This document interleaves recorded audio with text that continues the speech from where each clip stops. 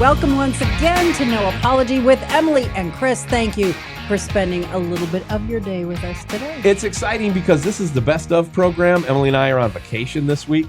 And so, it's going to be a fun week. So we thought, do we have enough stuff for a Best Of show? Yeah, you seemed a little clunchy there. A Best Of. All right. Don't you need something that was good? No, we had trouble choosing the top 3 interviews. In fact, I know Don Keith is going to be a little bit sad because he didn't make the top 3. But we're going to bring you 3 interviews back to back to back today, and this might be a bit of a longer run. But these are the ones that have impacted the audience the most, and there are number 4, 5, 6 that are pretty close. But we're going to go with Al Robertson of Duck Dynasty. Very good. Steve Biondo, the president of the Tim Tebow Foundation in Jacksonville, Florida, and Bryan Dawson, the president and CEO of 1819 News. Those 3 stories on our show, the first 6 months we've been on the air back doing the Emilee show. I thought we could easily say they're the top 3. They're the podium finishers if you're running F1. You know what I mean? But nothing against 4, 5, and 6. They did great. There's not a stinker in the bunch. Not a stinker in the bunch. So don't forget, you can always go back and re-listen to any podcast, any broadcast that you'd like to. I'm just so thankful that you're here. Don't forget, freshroadmedia.com, that's home base. You can go there and be a part of this ministry. You can either give online, and when you do, there is a little thank you that we want to send to you for those who stand with us on an ongoing basis. And also, you can be part of the show. We are just loving and wanting people to submit a question. What are your thoughts? Go ahead. Give them to us right there at freshroadmedia.com. There's a couple different ways to do that because we want you to be a part of it as well. But in the meantime, enjoy this. And Chris and I will be back again in the hot seat a week from today. Well, yeah, today, you'll hear back from us with a fresh show a week from today. But until then, enjoy what we call the Best Of No Apology with Emilee and Chris. And Best Of is, I guess, in the eye of the beholder. So you guys have a great week. Enjoy this show. Yes. I'm telling you, these 3 interviews, they're top notch for anybody because of the guests and what they shared with us. That's why we're wanting to reshare them with you. Have a great week, everybody. So on behalf of my best friend and bride, Emilee, my name is Chris. You get into God's Word today and go and serve your King. Enjoy the show. We've got a great program scheduled for you today. In fact, we told you the guest of honor on our pilot episode is none other than Al Robertson from Duck Dynasty, and he joins us now on our guest cam and our guest microphone. Al, how's it been going for you, man? Man, it's been going great. How are you guys doing? We're settling into Iowa. We've been here for about 8 months, and believe it or not, they love me here, Al. Yeah. They do. Well, that's shocking, but good to hear. It's good to know that you're loved, Chris. It's always good to know that. Chris, I'm not surprised. Chris has been a little whiny with the winter hanging on so long, but he's going to be okay, I think. Yeah, I'm going to do just fine. Al, you and I, we did some stuff with Bible Idiots, and we've also done some speaking stuff together. But for the last 3 years, like a year before COVID and then all through COVID, we haven't touched base much, but you guys got off with Unashamed with your dad and your brother, and some other things have been going on. But I always kind of keep up that you guys are still doing some marriage ministry. So I don't know if you even remember this, but you were the first guest on the Bible Idiots podcast. And you were the first guest on the Chris Danielson show that lasted 10 minutes in Birmingham. I don't know if you remember that. It's like every time I start a new project, I call you up and you're like, all right, I'll come hang out with you. I'm not sure if I'm like your flagship or your sinking ship. I may be the kiss of death. You might should put me down the line somewhere just to see if it works out before. Oh, that's funny. I feel like I'm the breaking the bottle of bubbly on the Titanic every time I come on one of your new projects. Yeah, we are kind of a walking Titanic, aren't we? Well, we don't call you the kiss of death out loud. At least not to my face, right? Yeah, no. It's been a blessing, just the stuff that we've gotten to do. The biggest thing that we've gotten to do, though, is we've gotten to see the Lord do incredible things through my family, our efforts, and of course through your family and your guys' efforts. But what's been going on lately? What do you see happening? Unashamed is just off the rails successful. You got to be pleased about that, because I remember we were actually talking in West Monroe one time, like one of the last times we were on, about you starting this podcast. And now here it is, you and your now Zach's your cousin? Yeah, Zach's my cousin. Yeah, you and Zach were going to take off and start doing some of this stuff with CRTV, and one thing led to another. But here we are. Tell us a little bit about that journey, because that's kind of where we left it.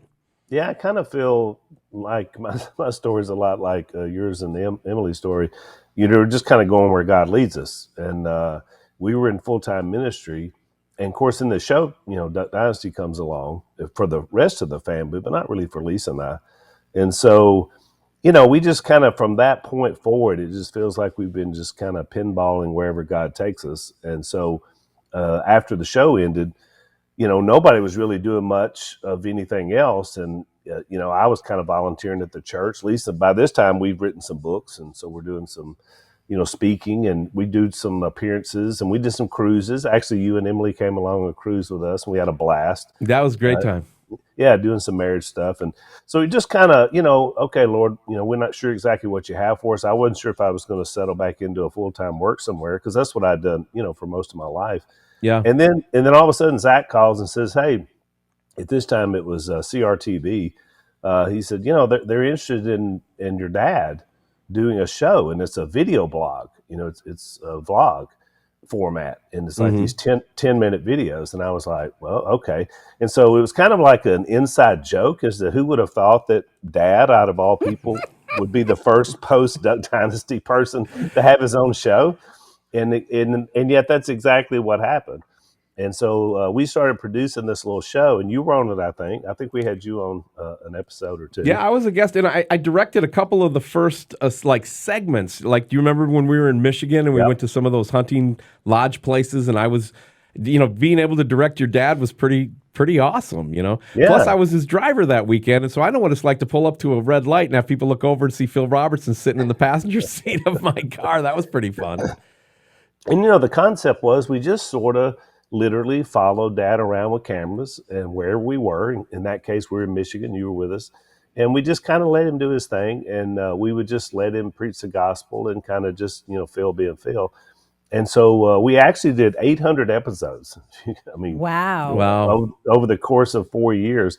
But during that process, about maybe 2.5 years in, they approached us about doing a podcast because it was in Dad's contract to do a podcast. And of course, I don't listen to podcasts. Of course, I'm aware of them, but I didn't know much about it. And so, you know, I'm a preacher, and so is Dad. So we're thinking like sermons, you know, and so I guess we're just supposed to get on and preach like on the radio, you know. So I started listening to podcasts, and I said, no, Dad, it's like a conversation. And they want us to go like an hour. And Dad said, an hour? We'll put people to sleep. You can't. You know, nobody's going to listen to you. Because again, we're thinking totally just preach, you know. And so we started doing this, and it's kind of funny now because looking back on it, you know how you start a project and you're not really sure. So we weren't officially on board yet. They're still working out contracts and blah, blah, blah. And we're still wrapping up his other show. And so we start doing this thing. We were calling it, I think we were calling it In the Net. And the whole idea was we talked about fishing because Dad was a commercial fisherman, and then he became a fisher of men, and as did all of us. And so we kind of went this whole thing that, you know, that we were like commercial fishermen, but now we were trying to catch people, you know, with the gospel. And so that was the kind of the basis of our podcast. And so it was just me and Dad, and I was just volunteering because I just figured Dad would just preach for an hour, and that probably would get old. Yeah. And so I thought, you know, since I was producing the show, I thought, well, I at least need to kind of provide a little balance. And we didn't really have anybody else. And so we put Dan, who was Dad's kind of right-hand man. He was kind of just the guy that was hanging around asking questions on the podcast. Yeah. And so it was the three of us, and we did about 20. And I thought they were okay. They weren't great. And then all of a sudden, Zach calls me and says, oh, by the way, we signed Jace. So we're totally changing the format. Dan's out, and it's going to be you know, hosting, and it's going to be Jace and your dad. And we're going to call it Unashamed. And we had this whole thing. We kicked it off. And of course, the rest is history, as they say. But, I mean, now, you know, we have millions of downloads. And obviously, it's making a huge impact. It's turned into a real discipleship type approach, I think, because it started out a lot of young men, I think, that used to watch the show. And now they've kind of come to age and faith. But the audience has grown. I mean, it's no longer just one, you know, set of people. I mean, it's everybody. Because I travel still a lot and speak, and everywhere I go, it's like, oh, we love the podcast, and it's every age range, every gender. It's everybody. So and the feel of it is a little bit different every time, depending on who's guests or what topic or who did what that you guys springboard off to. But you always circle back to the gospel.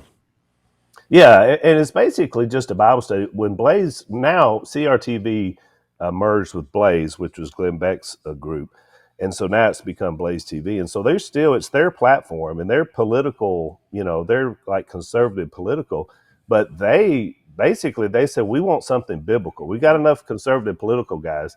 And so, because we were thinking they wanted that, because Dad Right. did a little bit of that on his other show, but so we were like, they were like, "Can you do straight Bible?" I was like, "Can we do straight Bible?" I mean, between the four of us, because Zach is also a part of the team too now, and between the four of us, we've got about 120 years of Bible teaching experience. So we just do straight Bible study. We do have guests on, and it's a wide range of guests. Sometimes it will be a little political, like we've had Ted Cruz on, and we've had Ben Carson, and national figures. But then we've also just had like my local preacher, or other people on as well. So Yeah. That's awesome. So I got a question for you, because I know your dad loves to share the gospel anywhere, anytime that he can. But when you bring these new ideas to him, and you're talking in this techno world, which I feel like it's beyond my ken. What's his response? How does he react to these new ideas that people keep bringing to him about doing different stuff? Well, it's funny, Emily, because Dad and I guess rightly so, I kind of laugh about it, because he takes credit for the success of the whole thing, because we were on an airplane one time coming home from an event. It may have been from Michigan, I don't know, but Zach was with us, and he kind of pulls Zach and I aside. He says, "Boys, we got to get on this internet. I don't know anything about it. I've heard about it. I'm not sure how to turn it on, but I know it's out there. But we got to get on that thing, because if the Apostle Paul had a tool like that, he would have been on it in a heartbeat." So Exactly. It's funny. So he's like, he recognized the power of it. So the running joke on our podcast is, every time we talk about the internet, he's like, "That's why I don't do it. That's why I don't get it. That's why I don't own a computer. That's why I don't own a cell phone." But then he flips it around and says, "But I'm so glad we're on it, because that's how we're preaching the gospel, and that's how you're hearing what we're saying." So Yeah. it's like, personally, he doesn't want anything to do with it, but in his heart, he knows that we're doing something good, just like what you guys are doing. So Yeah.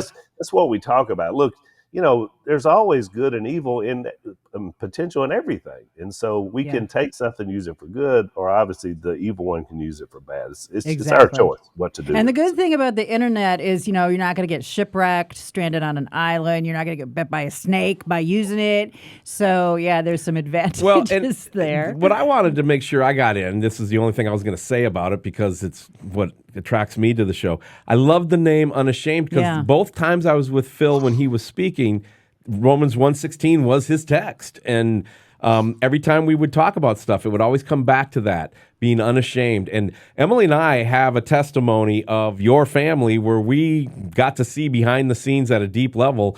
Y'all really don't care about all of the peripherals. Y'all just care about serving Jesus, and well done, thy good and faithful servant. And that's kind of cool. That's why it's awesome that you can come and put the kiss of death on this show on the pilot episode, because if it's not about the gospel, we don't care. We just want, that's all we want to do. So well, I think that was what I loved about you guys, because our original meeting was just literally a cold email that you sent saying you were doing Bible Idiots, and we happened to be in Nashville at the same time. Yeah. And you were like, "Hey, we're going to be hanging out in this hotel room filming. If you want to come by." I mean, you could have been like a porn industry as far as I know. I didn't have any idea who you were, but there was something about that I found enlightening. I thought, I like this. These guys are just doing it. These guys are just going all in, and they're unashamed. And so I came down. It didn't turn into anything weird. We had a great time. And We promise it wasn't weird. it wasn't weird. But, and we became fast friends. But you're right, Chris. I mean, I think the best part of this whole thing for me, I say this all the time, is the people that I get to meet along the journey. I mean, and I've met so many wonderful, amazing people. Whether it's at an event, I was just up in Tennessee last week. Lisa and I were there, and Yeah, that's right. we were speaking at a pro life for a pregnancy center, and so we shared the stage. Lisa and I were kind of the headliners, so to speak, but it wasn't a headliner because the people we shared the stage with, there was a 23-year-old beauty queen from Tennessee, and she was beautiful, and she had her sash and her crown. I said, "Oh, I wish I would have brought my crown. You know, we could have been twins." For the one time I was Mr. Pinecrest in the 8th grade, the only title I've ever had. Mr. What? Mr. Pinecrest. Mr. Pinecrest. It was a school I was at, but anyway. Oh, okay, gotcha. But anyway, so it was her, and then there was a Down syndrome young man that was 33, and he and his mom spoke, and they were from Paris, Tennessee. And we all shared the stage because all were involved around a teenage girl who had a decision about life. Right. And obviously everybody had chosen life except for Lisa, who shared her testimony and how that impacted her. But I just thought, the power of meeting people along the journey who are unashamed to share their story. I mean, that really is what it's all about. And so since we've been doing the podcast, it's not just Romans 1:16 anymore about our being unashamed, but it's also when you find those verses like in Hebrews where it says God is unashamed to call us, his children. That's pretty cool. Jesus is unashamed to call us, his brothers and his sisters. So, it works both ways. So it's been a fascinating journey so far. So we'll see where it goes. Well, I've loved the friendship and the relationship that we have with you guys. For me personally, because I love to see how Lisa is really a force behind you, and she has really helped you become who you are, and vice versa. But you guys have such a great testimony. You're not ashamed or afraid to share those ups and downs and what God does for you through those downs. And ups and downs doesn't even do justice to it. You guys have been through a lot, and what a testimony. Well, where was I going with this? I can't remember. But it's been a demonstration of that marriage relationship. It's not always perfect, but it's powerful. So are you and Lisa still doing a lot with marriage, or what's going on there? Yeah, we do. I would say probably about 2/3 of what we do is in the life sphere, just because there's so much opportunity and so much need out there to raise funds for pregnancy centers and right to life groups. And that's a big part of our testimony. But the other third is probably marriage, because that's a big part of our story, as you guys know our story. And we've written about that in our books. But, even our local church, so we did this event last week, and I happened to be preaching back home because I've been volunteering back home at our church to preach ever since our young pastor left. So our temporary setup is now entering its 4th year. And I've discovered that as long as I'm willing to do it for free, they're willing to allow me to do it for free. So one thing I found about funny how that works. Yeah, it's funny how that works. It's like the mafia, it's just like I thought I was out, but they're pulling me back in.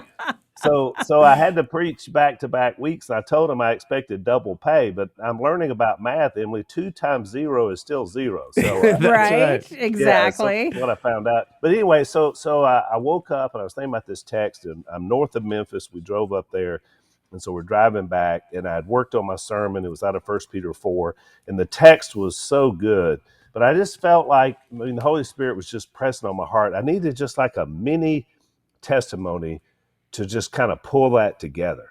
Mm-hmm. And we do this a lot back home. And normally, though, because of the way our church is set up with live stream, I'll get somebody maybe record a short testimony and just, insert it into my sermon. But, it's Friday, and I'm preaching Sunday. And the wheels have already, to try to put something in this late in the game was going to be really difficult. And so it's just like 5 a.m. So I'm praying about this, and, I'm looking through my notes and my scripture, and I look over and there's Lisa still asleep. And so it hits me. I'm like, what if I just got her to do a short version of what she did last night, which was so amazing, up here in Tennessee. So I had to wait till she woke up before I could ask her. And so I didn't want to just wake her up out of this. Hey, I got an idea. I got to know how this conversation went. Hey, hon, you're preaching on Sunday? hey, Holy Spirit's waking me up. And, so when she woke up, I let her get her coffee, and then I said, hey, I got an idea. And so first I was thinking record it, and then I said, why don't we we'll just do it live? And so we kind of worked on it driving home, and because I mean, like we normally tell the whole story, but we had to like shrink it down because I only had like 5 to 7 minutes for her to tell it. But it was so amazing, and even at home, and she got up. It was funny because she said, I never get nervous, but I don't. Maybe it's because we're home. I'm nervous, and she said that to our church. And I looked at her, because it really surprised me. But it was so humble and it was so awesome. And of course, we're in a room of people because at our church, we have all these people in these recovery houses. And so many people don't know our story. And you think it's our church, how do they not know your story? But they're new. I mean, they come all the time. And so it was such a blessing because that text was so powerful because it's the word of God. But when you combine that, just like Revelation 12:11, when you combine that with the word of testimony along with the blood of the Lamb, man, then you get something powerful. So, yeah. So to answer, that's a long answer to your question, Emilee, but we're even doing it at our own home church as well as all around the country. Awesome. So it's still a blessing. Al Robertson is our special guest on the pilot episode of No Apology with Emilee and Chris. And did you notice we flipped the name, Al? It's now No Apology with Emilee. The show was supposed to be called No Apology with Emilee Danielson, but the consultant said if I talk a lot, I'll be like a blowhard. If my name's on the show, then I can do whatever I want. So I'm told I have to be here. Dude. You can't do whatever you want. Hey, we've only got about 8 minutes left with the time that you've committed to us, but so I want to have you share an old story. It's something that I've heard you tell a couple times, and I hate to even bring it up because I know it gets tiring. Like I asked Bart Millard one time, how sick are you of singing I Can Only Imagine? It's kind of like that. But you didn't start on the show for the first couple seasons, and that was almost by your design, your desire. I would love for you to share the story about how the family took off with the show while you guys stayed as pastors at the church because you wanted to, and then slowly you just became part of the show. And you're the oldest brother, so you're watching all your little brothers basically become world famous while you're still pastoring the church. And I think that's an incredible story of God's grace and goodness from my seat anyway, and I'd love for you to share a little bit of that. Yeah, it's kind of weird because I mean I always thought when we started the business, I went to school and I majored in business because I always thought I would run the business. You're the oldest son. That's kind of what would happen. But God had another path for me when Jason and I we were starving to death trying to build duck calls, and so we went into ministry thinking we were taking a step up money wise. So who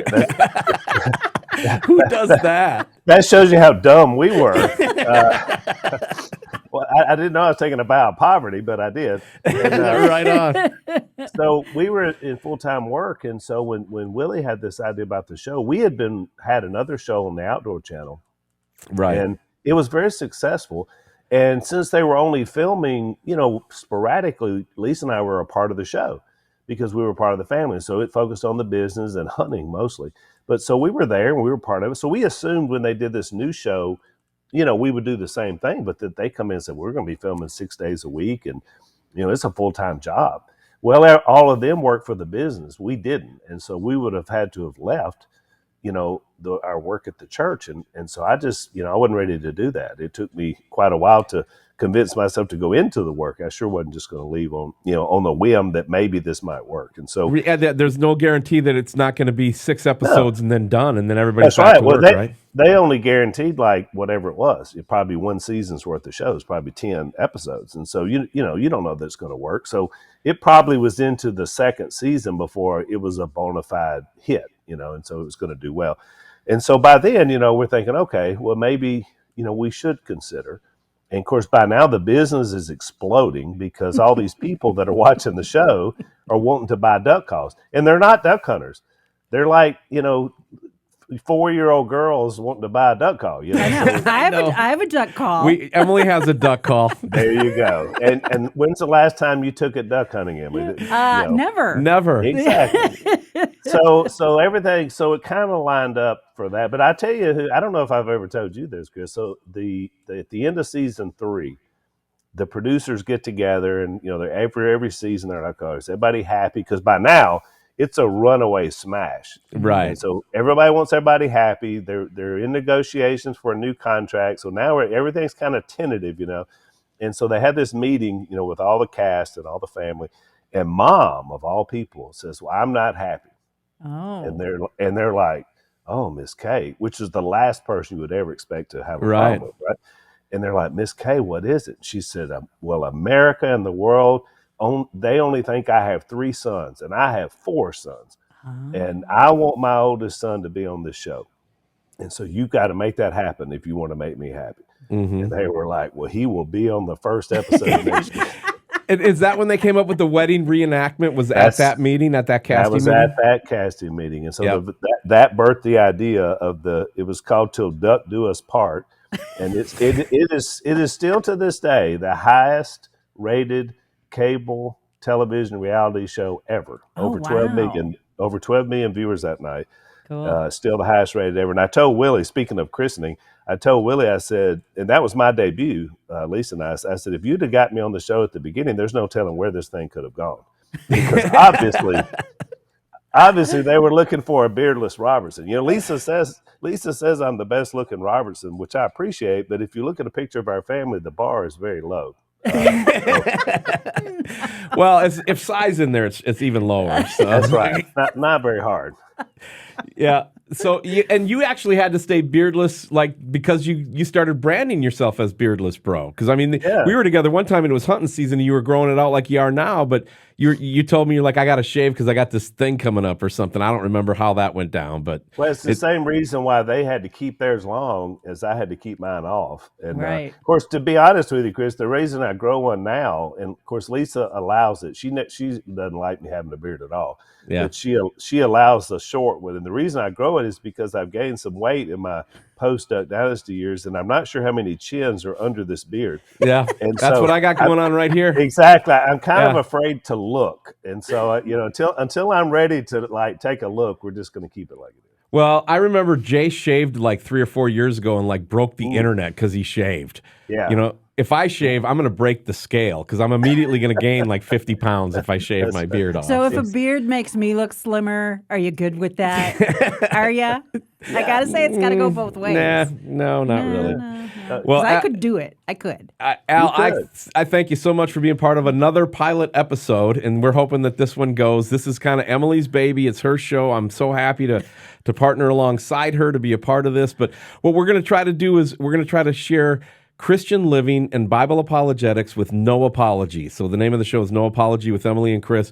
We're tired of everybody apologizing that we're Christians and we have to walk on eggshells, and that is not the power of the gospel. And I would really love to get your thoughts on that. No, I agree 100%. In fact, we obviously went through a national, microscope moment, during the show, and because of what we believe. And that's really what led us to being unashamed, because, when your family, especially your dad, is on cable news every night for a week, because of what you believe, then that's going to put you to the test. And that's what I love about your podcast. The name of your show is we never apologize, because there's nothing to apologize for. The truth is the truth. God is who he is, and we are who we are. And we love people, and we lead people to Christ. So they can say what they want about you, but you don't have to apologize for the truth. And there's no reason to do that. And so the big mistake people make is when they worry about what somebody's going to say about them on social media. You just adhere to what God says, be his people, love people, and lead them to truth. That's all you got to do. Absolutely. Well, and you guys are a living example of Jesus's reward, because you think about it, when you guys first started, there was conflict where it's they didn't want you guys praying, the prayers and saying Jesus' name and stuff like that. But fast forward now today, you were faithful. You did what God called you to do. And now they're saying, no, we want the Bible stuff. We want the political stuff. That's fine, whatever. But we really want the Bible stuff. And so Jesus' reward, when we are faithful in those works in the beginning, he gives us more work to do, and it's absolutely glorious. Well, I just wanted to share with you one of my favorite memories of my whole career is we're in Seattle, and for those of you who don't know, when the Robertson marriage cruise comes around, Al, you are the boss. You're the boss of the cruise. And so you said we had this free afternoon and then we were going to be meeting. So we took our free day. We went down to the fish market in Seattle. We come back. We're walking through the lobby of the hotel. And all of a sudden I hear your mom literally yell, "Dim's my Bible idiots," and she comes running over and hugs Emilee. It was just one of the most special moments of my career because we got to do stuff like that. So thank you for allowing us to just be ourselves and just share the gospel and try to be creative. And who knows what God's going to do with our efforts, but we see kingdom results, and that's all we ever want, whether it's successful in this view or unsuccessful in that view. We just keep plugging away. And so I'm really glad that you took some time out to be with us. Anything you'd like to leave with our initial audience today? You get final word. Well, one thing is I'd just say that I'm so proud of you guys and just the work you do for the kingdom. And, I have some friends around the country that, because we're all busy doing kingdom work, that we may not have a conversation for a few months, but when you do have the next one, we pick up right where we left off. And you and Emilee are those kind of friends to Lisa and I, and we appreciate what you do. I love this show idea. It's going to be great, and mainly because it's Emilee's show. And so, right on, I'm with you. Therefore, I think it's going to be blessed, and I'm glad to be a part of it. But I love the concept. I love what you guys are doing and where you guys are working. And look, we're fellow soldiers, in the absolutely. mission. So that's the beauty of it. Speaking of a small world, and you want to hear testimony about those being fellow soldiers, we are sitting here in Harlan, Iowa. And the former pastor that was here, he unfortunately passed away from COVID. And but here's the thing. We got called here, we came here, and we found out shortly thereafter where he got his education to become a pastor was right there at White Ferry Road. Really? And it's like small world. That's crazy. Do you remember a guy 30 years ago named Joe Pennington studying with you? Yes. I know. Yeah. I'm the pastor of Joe Pennington's church, and he passed away 2 years ago.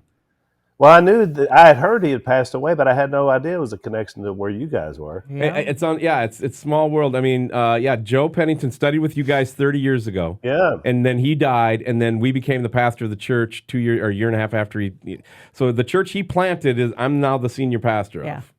For many years, he pastored his church just south of us in Pineville, Louisiana, about 2 hours south. Yeah. And I knew Joe well. Wow, what a small world. That's amazing. That's amazing. Well, we got to figure out a way to get you and Lisa to Harlan, Iowa, somehow, some way in the next year or two. And we'd love to circle back with you. But thanks for coming on. No Apology with Emilee and Chris. We really appreciate it. It's my pleasure. Love you guys. All right. You too. Love you too.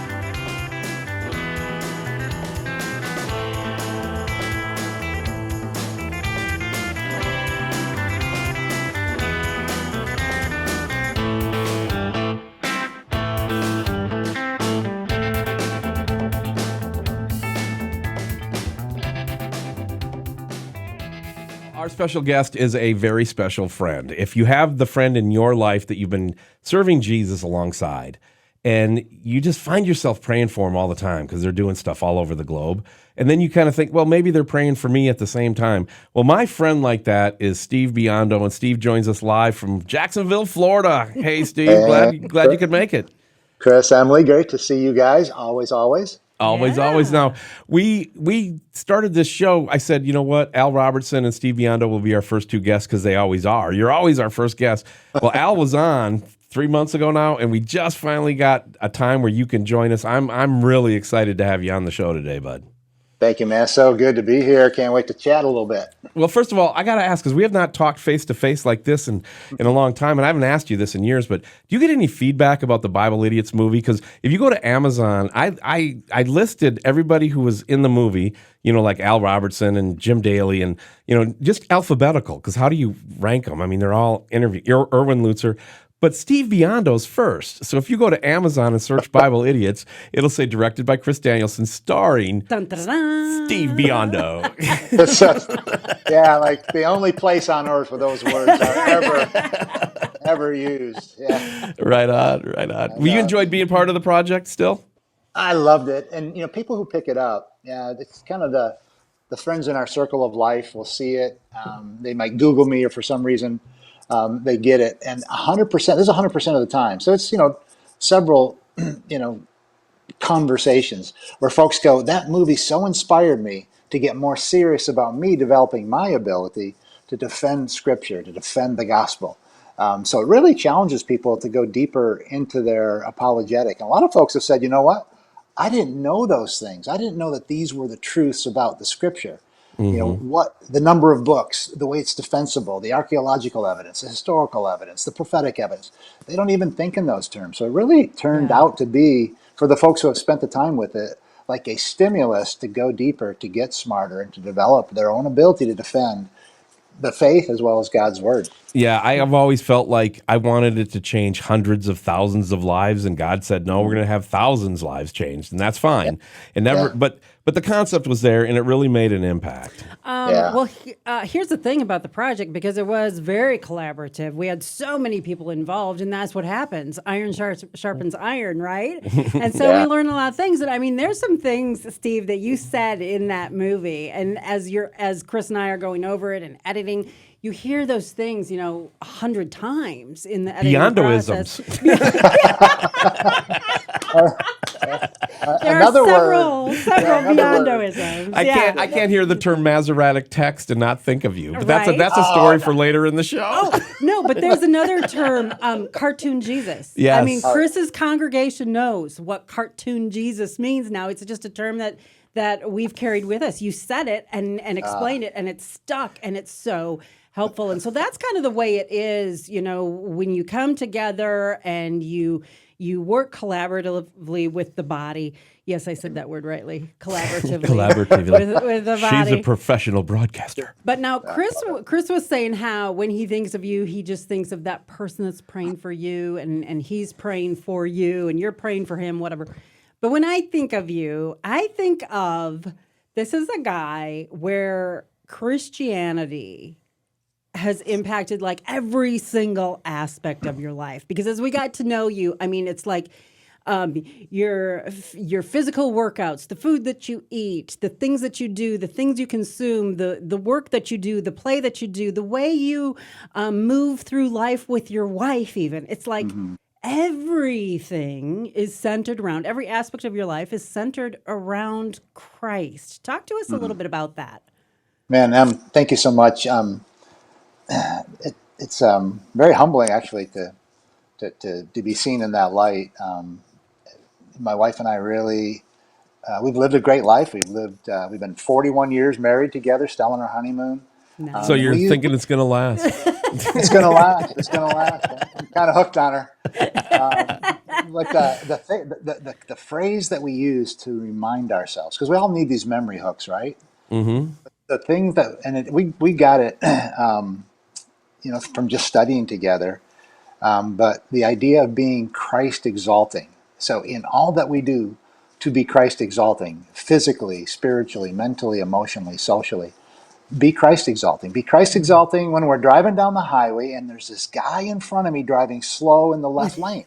Listen, Right? Chris, listen. He's making a point. Listen to this.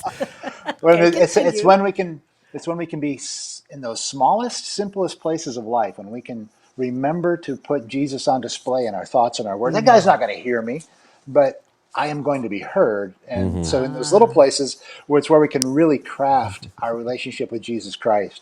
And so the big stuff, I think, is easy, like, on stage, in front of people. But it's the little things when you're by yourself, it's just you and the Lord, where you can put your relationship out there and really do the work of what it means to be Christ exalting. So in the harder places, right, or in the more public places, actually it's probably a little bit easier because you're kind of on, quote unquote, a stage.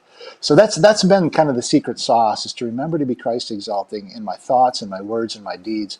And it's a work project, right? It's always a battle, but that's really kind of the impetus and the drive. And then just to do it in radical dependence upon Him, because we don't got this. We don't got this. If you're just if you're not trying to figure out who Steve Biondo is and you recognize him from the Bible Idiots movie, it says he was the vice president of Family Christian Stores at that time. Family Christian Stores went out of business and nationwide, and you sent in your packet. I remember praying, because you don't just turn in a resume to the Tim Tebow Foundation. It's like you had like this armor, Brinks truck bring a packet this big of all of, your elementary school grades. But I remember praying for that. But you are now the president of the Tim Tebow Foundation, and you've gotten involved in so many things. You were traveling before with the James Foundation, which was the outreach arm of Family Christian Store. So we've had you in third world countries since we met. Like, you're traveling all the time. It's like, where is Steve today? But you're settled down a little bit in Jacksonville, but you guys are still all over the world. Tell us about what's going on in the Tim Tebow Foundation world of serving Jesus today. You bet, man. It's been my privilege. I've been here now over 5 years with the Tim Tebow Foundation, and it is no disrespect to the previous elements of my life, but this has been a privilege. God has given me this incredible opportunity to serve in one of the most unique organizations and ministries that I've ever seen. And so the foundation is committed to bringing faith, hope, and love to people in their darkest hour of need. Essentially, we fight for those who can't fight for themselves, and we serve some of the most vulnerable people on the planet Earth. We serve orphans. We serve those who are trafficked in the terrible, horrific trades of human trafficking and child sexual abuse. We serve those with special needs, and then we serve those who are medically fragile or who have, complicated medical conditions or life-threatening illnesses. And we're privileged now to serve in 86 countries. Wow. So it's really gotten massive, and God just continues to favor us. We've got global staff. We've got 25 global partners. So there are things that we do on our own. We have direct care. We have our own survivor campuses. We have our own schools. We have some of our own hospitals. We have our own operations that enable human trafficking to be fought against. We push back evil directly. And then we partner as well, and our partnerships are very strong, very unique, and we don't start a partnership and then go away. Our partnerships are long-term. They're designed to create a catalytic ministry in that space and then grow it to another part of the country or another part of the region that they operate in. So it's become a beautiful model. We have a great leader, founder in Tim. He is Christ exalting. He's intentional. He's disciplined, compassionate. The unique thing that I didn't know about Tim, because you just wouldn't know this, but how super smart he is. He's just got an incredible perspective, a very quick mind, and this passion to keep going and going and going for one more life. And that's just infectious throughout all of TTF. Yeah. Yeah, and him and I, when we stand next to each other, people think we're twinsies. They do. They got when you guys were here. It was just so confusing. I looked up and I kind of did it. Is that Chris? Is that Tebow? Who is it? Right. I was like, wow. Hey, all I can tell you is when we were about to take that picture and I leaned in his ear and I said, people are going to think we're twinsies. He busted out laughing. So we got that going. Yeah. But I love, because you refer to the people that you help as MVPs. Yes. And you said the term earlier, most vulnerable people. Yeah. And just listening to the vast array of people that you do reach out to, what's really incredible when you think about it is that anybody could, at the drop of a hat, become one of those most vulnerable people. I mean, it's an outreach to everyone potentially. To your neighbor, to the person in the line at the grocery store. It is being. I love the way Jesus made it so simple for us. Love God, love people, put the interest of others ahead of your own. And he's given all of us amazing gifts, right? So if we just have this, I have a simple mission statement. Hard to execute, but simple to say. And it's real simple. Wake up, serve, repeat. Wake up, serve, repeat. And boy, it's clarifying all day long, right? Steve, we are writing a leadership book, which I'm still struggling to get the manuscript to you, but that book you just described ain't going to sell. There's only 2 pages. Oh, no. There's more to that story. All right. I thought I had it at repeat. Wake up, serve, repeat. Keep going, bro. That's a good motto. That's a great motto. Keep going. Well, that's, I've found, I think we all have, when we are serving, we are the most like Jesus. When we're serving, we are at our best. Actually, we're the most powerful, right? And if we could, as a nation, as a community, as a church, as a neighborhood, as a family, serve one another, all this nonsense that's spinning on, going on and spinning on around us, a lot of it would disappear. Yeah. That we went, by serving each other, find incredible joy. We find incredible joy. But we also find that we can have incredible impact on other people. And we're set free when we serve. We just aren't worrying about ourselves. People come away from these mission trips, right? Best week of my life. Well, what happened? You were focused on somebody other than yourself for a whole week. Yeah. And Yep. so it's just capturing that in our daily lives. Yeah. That we find so much joy. We put Jesus on display. That is Christ exalting, and He's equipped us and called us to do so. So simple Yeah. statement, hard to execute because we get in the way all the time. But boy, what a sweet Yeah. consideration. So that's Because Emily. That's the sauce, right? That we live in Yeah, because over it's at the really Beyond what House. we're created to do. And so, if like anything that has been created, if you're using it in a way that it's not supposed to be used, it either gets broke or it ruins something. But when you're using it in the way that it's supposed to be used, it's like you said, the word sweet is the perfect word. There's So good. nothing sweeter. And we were created to love God and love one another. Well, let me just jump in here, Steve. I know we got about 7 minutes left with you. I want to turn the table a little bit. I want to talk a little bit more serious now about taking it. Well, it's not that we've been unserious, but I'd like to go into the reality of pure phone, pure computer, Gotcha. and Jim Caviezel's movie finally made it to the screen, and look Yeah. what God's doing with it. I mean, and you guys have the Tim Tebow Foundation at whatever level you can talk about it, because some's confidential. I get it, but you guys have been in this battle for a long time. In fact, when I got to come and hang out with you in Jacksonville, and by the way, if you don't know, Steve is the president of the Tim Tebow Foundation. Your staff loves you. You love your staff. I got to sit in on a staff meeting. That was really, really cool. And you guys your heart's in it. But this was one thing that you guys have been doing for a lot longer than the movie, just coming out and getting everybody's attention. Take us through where you've been and where we're going with this, because my fellowship here, the church that I serve, I've got guys and gals here, I think, that really want to get on board and do something in this space. Yeah, good. Yeah, I'll try to talk through a quick progression, but human trafficking is, I think, one of the most horrific evils on the planet. And there's two forms of human trafficking, and the movie that's out is very good. I haven't seen it, but I've read a lot of reviews from our partners, and they really do give it a very strong mark. So, but it does expose the street crime of human trafficking, and it's evil and it's horrific, and we need to know about that. And that's one aspect. The other aspect is what is going on online, and that's child sexual abuse material that is literally it's the viewing of children in on the open source internet or on the dark web who are being raped, who are being mutilated, who are being hurt. And sometimes it's happening in this country, sometimes it's being filmed in another country, but there is live streaming of this horrific stuff. And it is horrendous. And there's 1,000 more, this is FBI statistics, 1,000 more crime sets in the online space than there is with the street crimes and brothels and massage parlors and those kind of things. So both are horrific and both need to be defeated. The difficulty is that it's an advancing crime set because more and more people are engaging in it. And so we are in the fight in many ways, from prevention and awareness, helping create policy, working with lobbyists, working with our policymakers in Washington, D.C. for better laws, for more freedom for law enforcement to fight this. We are working with law enforcement. We are funding certain operations. We have our own capabilities where we work around the United States and around the globe to do the rescues, to bring children, adults, people who are being abused by this horrific crime to safe places. And then we do a lot of that work internationally, where we're training national police and doing the work that's necessary to safeguard and protect.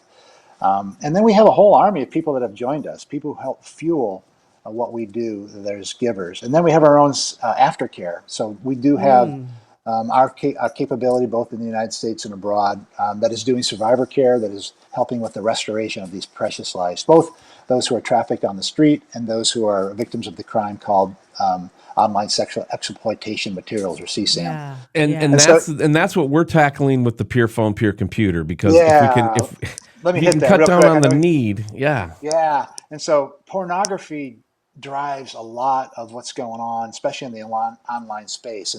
And every click in the online space, because we know how the digital media works, is a vote for more porn. So, our challenge to men that I meet with, to our church, to individuals, people come up to us all the time and go, how can I help with anti-human trafficking? How can I help fight this evil? Well, we can all take that question really, really seriously and take it to heart, because every one of us cannot click on pornography. Don't even click on soft porn, because it's all categorized by these digital environments as they want to go create more. This whole industry advances because people who are addicted to porn, people who are clicking on bad things, they want new stuff. They want a new child, a new type of crime, a new type of abuse. And so when we don't click on things, we are beginning to fight against this horrific crime set. And so the challenge is, and this is something that I think we can and should do. Like, I have a promise to my wife, and it's been for decades now. But we've had these around for 15 years for sure. Yeah. I can give her my phone at the end of any day, and she can look at anything in my phone or my computer and know that this has not done wrong. This has not done evil. I have not done evil Right. through this device today. So if we just say, what can I do right now? All of us can make sure we don't click on soft porn or hard porn. What's soft porn, right? Soft porn is that little thing that says, let me show you the hotties in the swimsuit. That's soft porn. It leads to a yes for harder porn in the digital environment, in the digital world. So if we can present clean phones to our families, to our children, to one another, to our accountability partners, we've begun to fight back against the evil. These small things make a big difference. Yeah. And by the way, porn is so addictive that it hurts us in our relationships, our normal relationships. It can be a deep betrayer, liar to us about what's right, what's just, what's appropriate, what's normal, and What's good, what's not good. and it also has this terrible addictive effect on the brain, and it demands more and more egregious pornography, more violent, more hands-on, and we just want to protect our lives, our brains, our hearts, and our relationships by fighting back. And one of the practical tools all of us can do is a pure phone, one day at a time, 1 hour at a time. I love that. I really love that. And even just between parents and kids, that can be difficult because kids will, you don't trust me. And, Chris and I used to tell our kids, bingo, you're right, I don't. But yeah, just teaching our kids to be open to accountability like that. I'm going to give you a cell phone, but guess what? This is how it's going to work. We need to be accountable to one another. So that is really, that's amazing. And that can help all of us who eventually have to get into that digital world at some point. Yeah, for sure. Steve Biondo, president of Tim Tebow Foundation. I know our time is up with what you've committed to us. But you got to come back, man. You got to make this a regular stop, quarterly at least. I mean, and give us updates on what's going on. We barely got to get into it. Giving you final thoughts that you want to leave with our audience today. What at your first appearance, we get 30 minutes with you. What do you want to end with? Because I want to bring you back, and we got to keep doing this pure phone conversation with the men of America for sure. Amen. I think what I would leave is that our relationship with Jesus Christ is in these small things. That when we can be Christ exalting, when we are alone, when we are driving by ourselves, when we are alone in our technology, when we can be Christ exalting there, we begin to win the battle of putting him on display in all the other public areas of our life. So let's just do the work intentionally, humbly. We surrender our own selfish desires to be Christ exalting in the quiet places when nobody's looking, when nobody's watching, but we are in our relationship with our Savior, and it's the intimacy that we desire so much. So be pure, be righteous, be Christ exalting in the small places. That's where it starts. Thank you so much, Steve, for being a guest, for spending some time with us. We're praying for you. And this whole bringing the human trafficking to light is really a really good work. So keep on keeping on. Here he is. His name is Bryan Dawson, and we're going to tell you who he is in just a second. But Bryan, welcome to No Apology with Emilee and Chris. Emilee's brand new show, which I get to be a small part of, and now you get to be a small part of. I'm honored, and apparently I'm more important than the Bible, the way that you kind of teed that up. So I'm feeling a little bit. There's a lot of hype coming into this interview with the start off like that. So I'll see what I can. Well, I love the on-air thing behind you. You're in your own podcast studio. Bryan is the CEO. Yeah, Bryan is the CEO of a brand new, well, not brand new. It's about 2 years old. Conservative media outlet called 1819 News, and 1819 News is an Alabama-based news organization, but 1819 is the year Alabama was founded. Now, Bryan, you're our former affiliate rep. The last time the Chris and Emilee Show was syndicated nationally, you were our affiliate rep. And then together from that moment to now, which has been about 7 years, you've grown into a handful of different opportunities. And I kind of been I was kind of in the sidecar with you for a chunk of it, and then you've just grown now to this CEO, and we are so proud of you. But I'm going to hit you with a resume. Emilee, you know what that resume is. Should I tell the people? I think you should not. Why? Because I think Probably you should let Bryan do the big reveal. You want to do the big reveal, Bryan? The felony reveal. Yeah, the felony reveal. There we the go. Felony reveal. There it is. It's like gender reveal, but with crimes. Bryan was facing 300 and some years of prison time and actually got sentenced to 16 years. And then God intervened in a way that's hard to explain. And Bryan, we just want you not only to share your story, but after we talk about your story some, I want to spin this into why we want to do a Bible apologetics type show that also has culture ramifications, also has a lot of fun. It's almost like a variety show. We're going to talk about Christian movies, we're going to talk about Christian music, but it's always going to come from an authentic biblical perspective. How important is that authentic biblical perspective to someone like you who watched Jesus basically tear up your prison sentence and give you a brand new lease on life? It's very biblical what happened to you in reality in the flesh, right? Yeah, absolutely. And I think, and you know how I feel about Christian media as one of my best good friends over the last 7 years. And I think what the word that you said is what's lacking in much of it is that word authentic. Mm-hmm. Right. And so I think that authentic piece is, and I think you come out and say, hey, I have 6 felonies, God saved me in prison. Well, all of a sudden you're jumping into a level of authenticity that most don't have, but also I don't know, really where I'm going with that other than, the word authentic, I think matters. And so you said, how much does Bible culture, apologetics, all of those things, I think if you have authenticity in all of it and in the culture that we're living in, and in a world where people are getting canceled, I had a podcast earlier today with a guy that was a professor at the University of Alabama, and they got rid of their graduate requirement testing exam because it was causing some people to not look as good that maybe had different color skin than white people. And so they got rid of those, and he's like, hey, I don't know if that's a good idea. And so they fired him. And so that's the world that we're living in. Mm-hmm. We're seeing all the stuff with all the, gender dysphoria and all the other stuff. And so if Christians don't step up to the plate and start being authentic, I think we're in serious trouble. And one of the things I've always appreciated about you, both of you guys, is that you guys do that. You've stepped your toe into saying some tough things that have gotten you into a little bit of trouble on the radio before, and that may be my favorite thing about you guys. Yes, no, I know. Not us. So, we've lived controversy free for the last 20 years, Bryan. I was going to say maybe the last 20 minutes. But, yeah, maybe the last 20 minutes. Yeah, so for sure.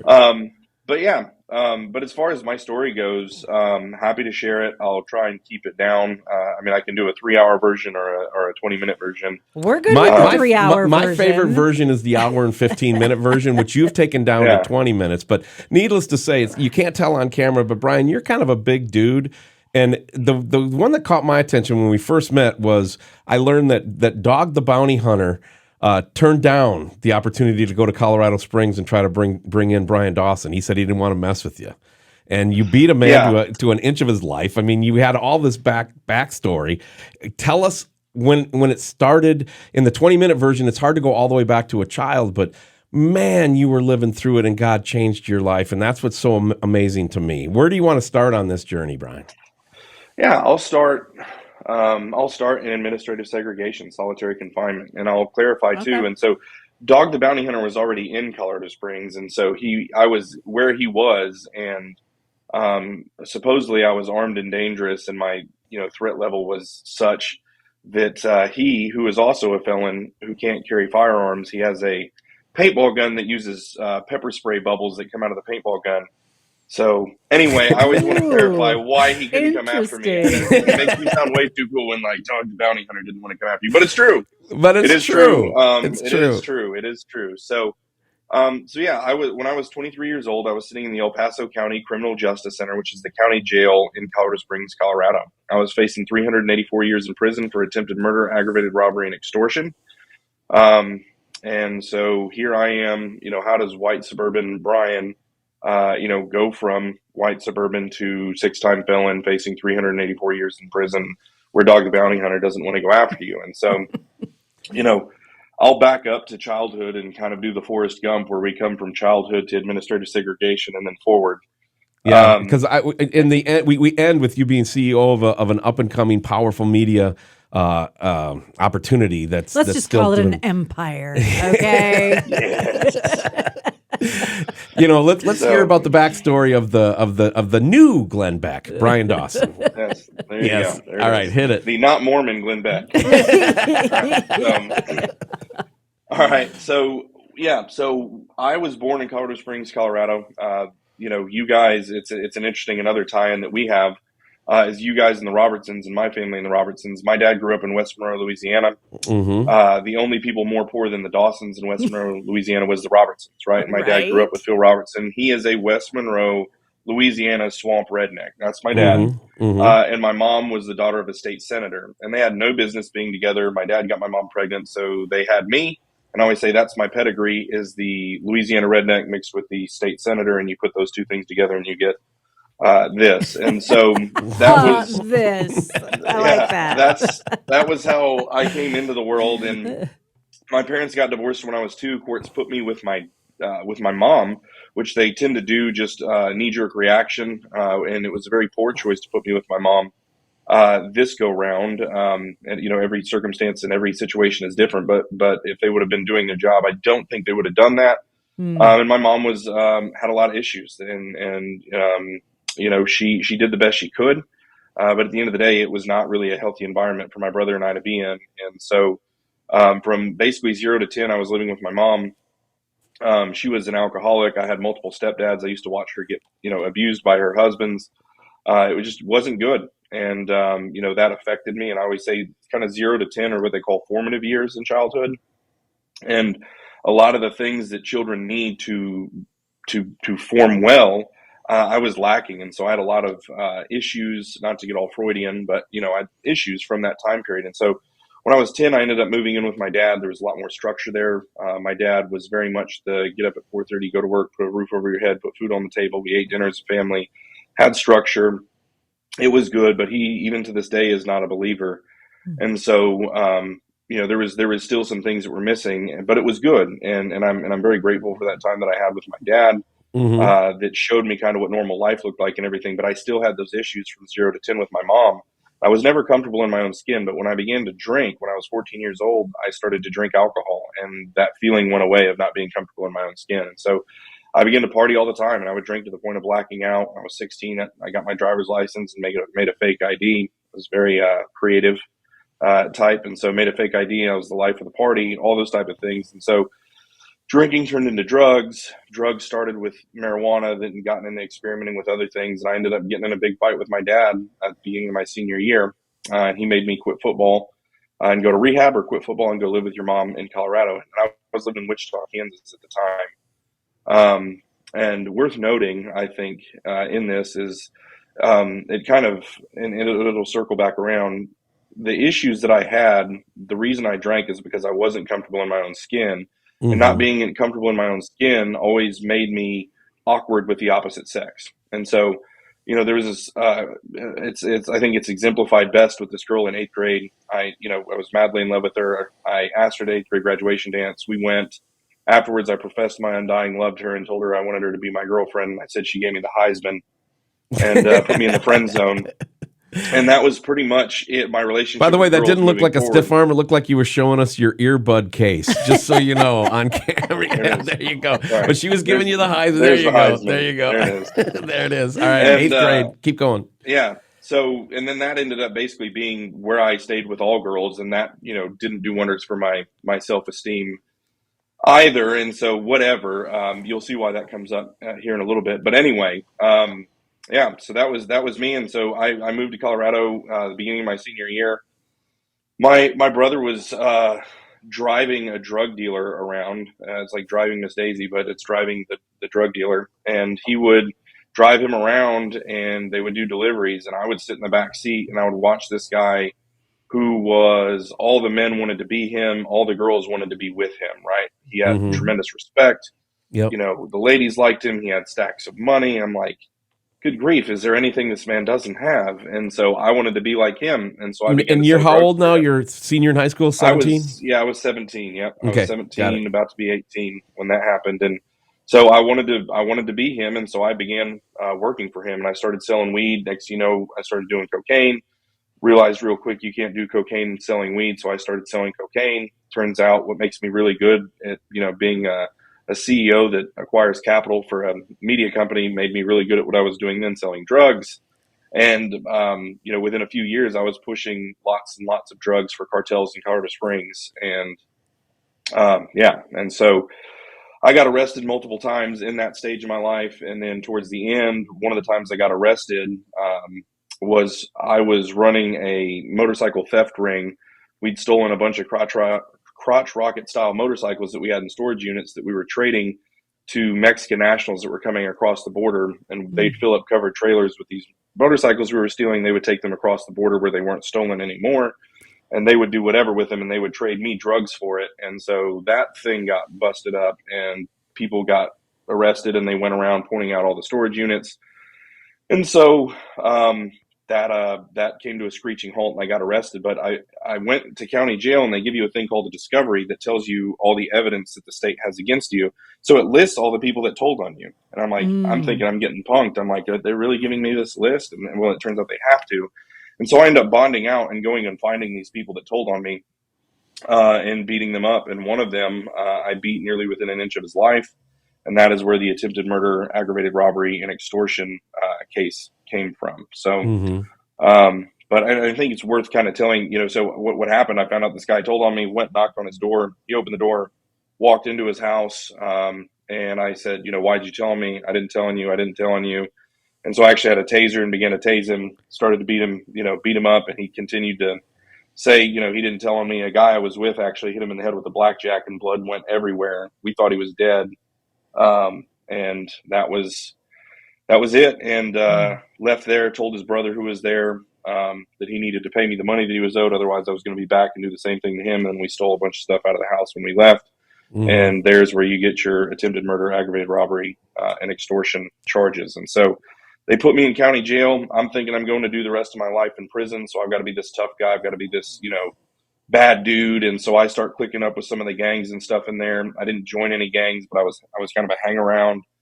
And I started to get into fights, and they'd say, hey, you need to go take care of this, and you need to go take care of that. And I would go beat this person up, go beat that person up. Ooh. Well, finally, I ended up racking up 2 more assault cases while I was in county jail, and they just had enough with me. And so they put me into administrative segregation. And so that is getting to the Forrest Gump on a bench part of the solitary confinement. But before God saved me, when I was in solitary confinement, which is you're in a 8.5 foot by 12 foot cinder block cell by yourself for 23 hours a day, you get an hour out to go make a phone call, take a shower, and then you're back in your cell. And before God saved me, I say that God thumped me when I was in ADSEG. And so in that thumping, he showed me that this was my fault. And, you know, to us normal, go deep on that people, for a second. How did he show you that it was your fault? Because, you know, I understand your condition, but God had to do something. Define the thump for the audience today? So what I began to connect in my head was this was my fault. And to us healthy, normal, responsible people, we understand that we're responsible for our choices, our thoughts, our feelings, our behavior, right? Well, I didn't understand that. I believed it was my mom's fault I was in there. It was my dad's fault I was in there. It was the cop's fault. It was the system's fault. It was the district attorney's fault. It was the judge's fault. It was the system's fault. I was a victim.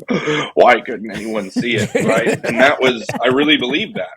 Yeah. Right. Yeah. And the thump was your bad choices created these bad circumstances. You can make good choices that will create good circumstances. And when that click happened in my head, everything began to change. And again, how much can things change when you're in a cell by yourself? Well, it was enough for my grandma to take notice. And my family had completely cut me off up to this point without except like a once a month phone call. And my grandma really sensed that something had changed in my life. And so we began to talk, and she kind of rallied my family around, and I really began to get my family back in my corner, and they started to notice the changes. And then as I was in ADSEG, the district attorney came back to me. So if you remember, I was facing 384 years if I went to trial. They came back and offered me 32 years with a crime of violence, sentence enhancer. to plea. So I could either go to trial and get 384, and I was going to get 384 because I was extra guilty. Yeah. You were guilty. And there's, very. And so, so the plea bargain, I could plea out and they would give me 32 years. And so by the grace of God, I was able to get into a mediation hearing and I negotiated. And so I was able to negotiate that 32-year with a crime of violence down to a 16-year nonviolent crime. And that is what I ended up getting sentenced to, was a 16-year sentence to the Colorado Department of Corrections. And that was, and I didn't even get to the point where I was on the run. So I'm trying to do the succinct version, the short I know, version. you got it. We got to do the succinct version. There's a lot more to the story. But when you were on the run before you even got arrested, because I think it's kind of cool. Because look, your story, Bryan, is a story that every Christian goes through spiritually. You went through it physically, where we are guilty. Yeah. We need salvation. We need a savior. We can't save ourselves. It doesn't matter how we got ourselves into the situation, but here we are. But the story, I'm gonna let you tell the story, but I'm just gonna let everybody know it ends with Bryan hanging out a window by his fingertips. Tell that story, bro. So we'll back up to before I got arrested. So I got arrested for beating the guy nearly to death. I go to county jail. They charge me with attempted murder, aggravated robbery, and extortion. I bond out again, and the plan was to go on the run. And so me and my friend were going to go to California, and we were going to, go down into Mexico. That was the plan. Why not Canada? For whatever reason, Mexico is more attractive to criminals. Well, I don't know what the deal is there. Well, that was where your motorcycles were. That's right. That is correct. I had wheels, and I had to go get them. So.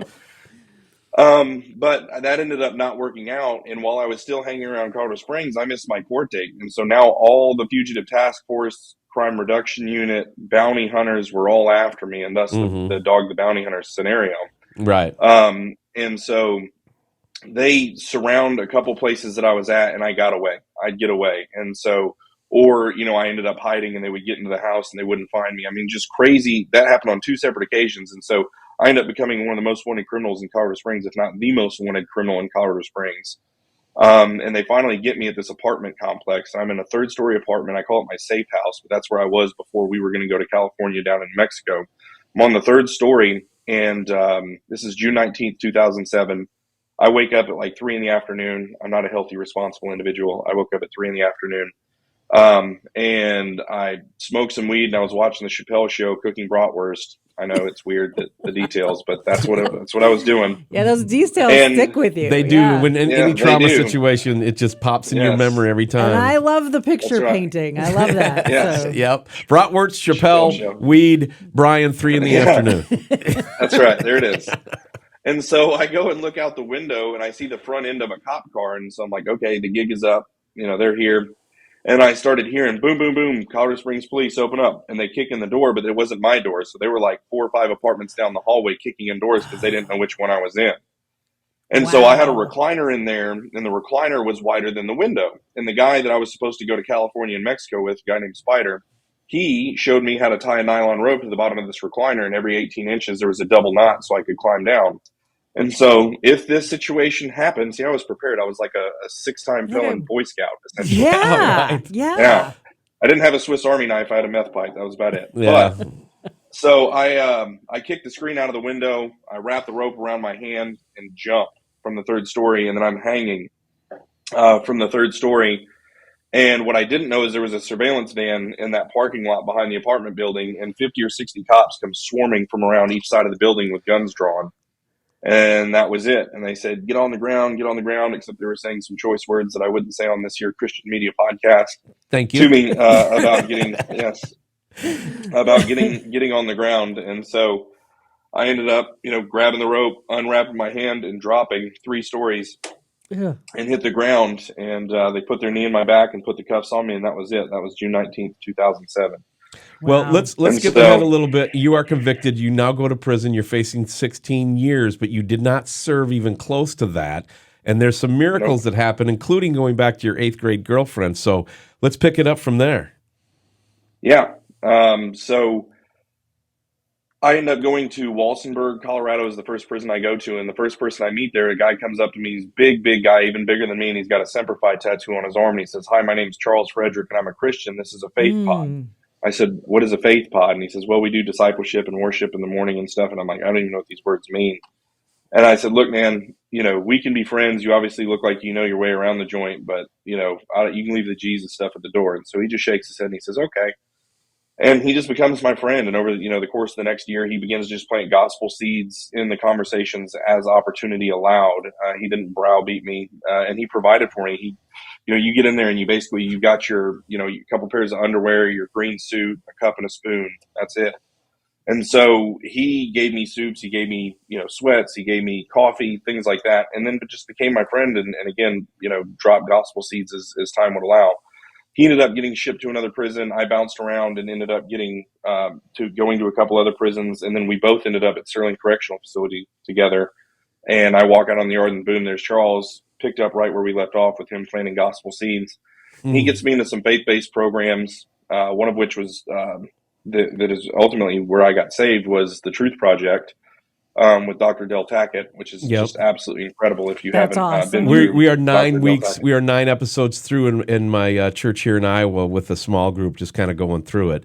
And there's somebody in the Truth Project that you actually partied with that pretty well. No, I used to do drugs with Flash, and so it's a whole deal. If you've seen the Truth Project and you've been through it, Flash is a guy that they interview. And what's interesting is they interview people all over the world in the Truth Project. And then all of a sudden, boom, they come to this guy that used to buy drugs from me. And I'm like, whoa. Yeah. So that actually kind of played a part in it. So I'm in the Truth Project. I see Flash in there. And one of the guys, he tells his story at the end. I'm like, well, I'm going to stick around for that.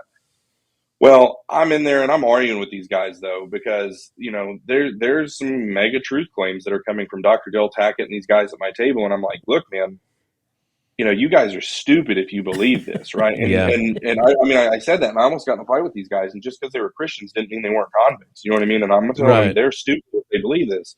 And the deal was, I believed in God, but I didn't know how to. I didn't understand Jesus. I could believe that this Jewish guy got nailed to a piece of wood 2,000 years ago, right? I could believe that and created a cult following, but I couldn't believe that Jesus was the Son of God, that he was born of a virgin, that he lived a perfect life and didn't do anything wrong, that he died and his death did something for me, and he rose from the dead.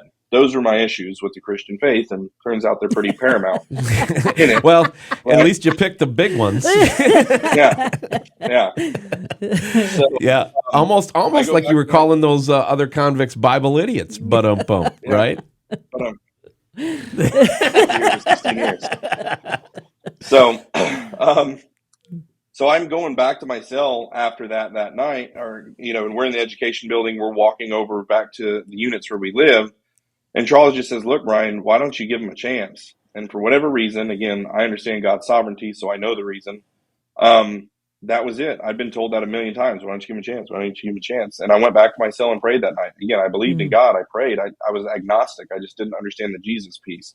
Yeah. So I prayed to God and said, "Look, God, if I need to believe that Jesus was your son, that he was born of a virgin, that I went through all those things." I said, "You're going to have to show me because I'm having serious issues with it." And so I ended up going to sleep that night and having this horrible nightmare.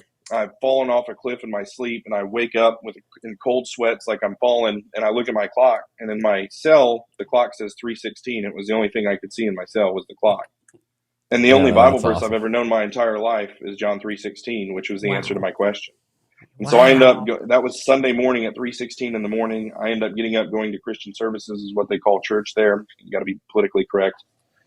So we went to Christian services. Chaplain Davis preached. I don't remember a word that he preached, but at the end he did an invitation. And the guy I was with, I looked over, I said, "Ramon, what is an invitation?" And, he didn't say, "Well, that's where you invite Jesus into your heart, brother."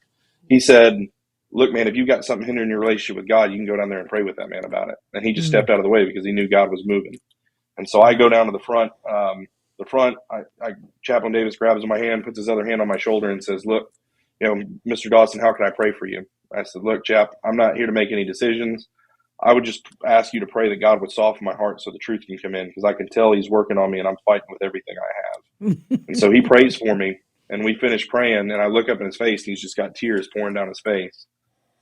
And, here he is, this, he's very much a man's man, prison chaplain, kind of guy, and he's in front of 130 inmates just weeping. And I knew that God had moved and done something. I count that the day that I got saved. And so I leave there. Charles gives me a Bible, and he says, start reading the story of Joseph and don't put it down. And so I just start devouring the word and just feasting on the word day in and day out, reading. So I'm, making my way all the way through the Bible. And that goes on for about 9 months. And in that 9 months, I'm involved in every faith-based program in the prison. And I'm in choir. I mean everything, and I can't sing worth a lick. I just love the fellowship. Can't get enough, right? Just getting after it. Feeling.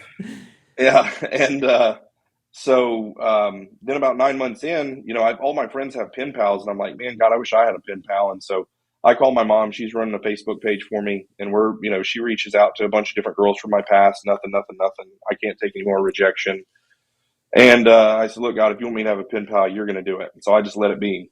And I go about my business for 2 or 3 weeks, and I call my mom just to check in. And she said, hey, Bryan, do you know this girl named Christina Ewan? And I said, yes, ma'am. Christina Ewan, that was the girl I was head over heels in love with all throughout middle school and high school that I would have sawed off my left arm to be with. If you put out all my yearbooks from kindergarten to senior year and you said you could pick one girl, to be with, who would it be? It would have went directly to Christina, immediately. Why? And she said, well, she wants to write you. And I'm like, she knows I'm in prison? Yeah, no, she knows you're in prison. Well, that's interesting. Did you get her address? Yeah. So I ended up writing the first letter, and I basically just wrote and said, look, I didn't get drunk and run somebody's dog over. I belong here. And she wrote me back, and she had just gotten saved about 6 months before that and had gone through a divorce. She had got married, had a son, and gotten divorced. And, so we were both very new in our faith and both very, that new stage of, newly being saved where you just can't stop talking about it, can't stop reading. And actually, hopefully that never goes away. But we were, very much into that. And we began to just write each other about what God was, doing with us, what the pastors was preaching on. And then we started reading books together. She would send a book and we'd read books together, and really just fell in love through written letter. And I had to write her a letter and say, look, I can't help but feel like there's a spark here that wasn't there when we were in middle school and high school.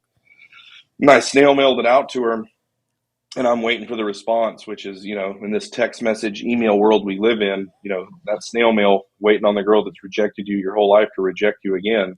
I'm acutely aware that my stock cannot get any lower at this point, right? Yeah, I bet after a week it was just torture every hour. Yeah, it was. And so I get the letter and I open it up, and I'm just kind of do the thing where you close your eyes and open with one and look at it. And she says, Bryan, I feel the exact same way.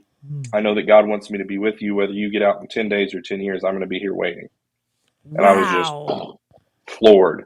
Wow. And so I ended up putting in for a halfway house. So the way it works in Colorado, I had a 16-year prison sentence. At 8 years, you're eligible for parole. They do your pre-sentence confinement time, so the time I did in county jail comes off of that. And then you get earned time on top of that. And then 19 months before that, you're eligible for a halfway house. So at 5 years and 2 months, I was eligible to go to a halfway house.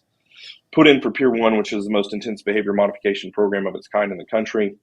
Went there. That's how I got out early. Like if I was just going to try and get out, they wouldn't let me out. But they're like, you want to go there? Go for it. Right? So they sent me there. And, there's so much. I could do 2 hours just on Pier 1 alone. But right. I ended up going through the program, graduating with honors, getting married in the program. As soon as I was able to go out on a visit, Christina came and saw me. I proposed her on the front porch steps of a drug rehab because I'm the most romantic man in the world. Timing is everything, right? It really is. And we got married the next day in my grandma's living room. Wow. And so, yeah. And then you guys decided to not have kids, right? Yeah. We're really anti-kid.